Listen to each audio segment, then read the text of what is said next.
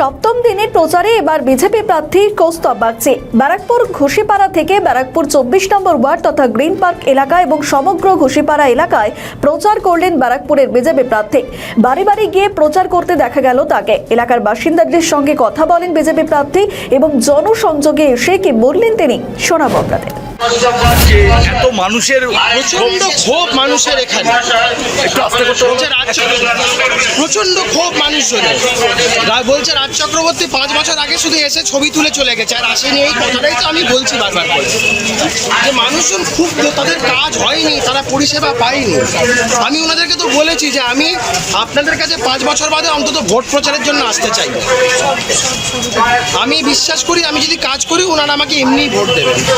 আমি ওনাদের কথা দিয়ে গেছি যে এই 24 নম্বর ওয়ার্ডের এই গ্রিন পার্ক এলাকার এই যে বেহাল রাস্তাঘাট, এটা ঠিক করা আমার অগ্রাধিকারের মধ্যে থাকবে। মানুষ বলছে যে নিজে পয়সা দিয়ে খরচা করে রাস্তা তৈরি করেছে। এটা সরকারের যেটা কাজ সেটা মানুষজনকে করতে হচ্ছে। আচ্ছা, খুবই দুর্ভাগ্যের। এখানে এসআইআর এর নাম কেটেছে, এমনি কিন্তু ক্ষোভ প্রকাশ করেন আপনাকে। খুব স্বাভাবিক, আমাকে নিয়ে না, এটা সরকারের বিষয় বলেছে। ইলেকশন কমিশনের ব্যাপারটা তো আমাদের সাথে কিছু নয়। আমরা বলেছি অ্যাকনলেজমেন্ট ফর্মটা দেবেন, আমরা তদবির করব। এবং ইচ্ছা করে সরকার এই নামগুলোকে কেটেছে নিজেদের প্রশাসনিক ব্যবস্থাকে কাজে লাগিয়ে হিন্দু ভোটারদেরকে বাদ দেওয়ার জন্য। আমাদের ভিডিও ভালো লাগলে লাইক ও শেয়ার করুন। কমেন্ট সেকশনে আপনাদের মতামত জানান।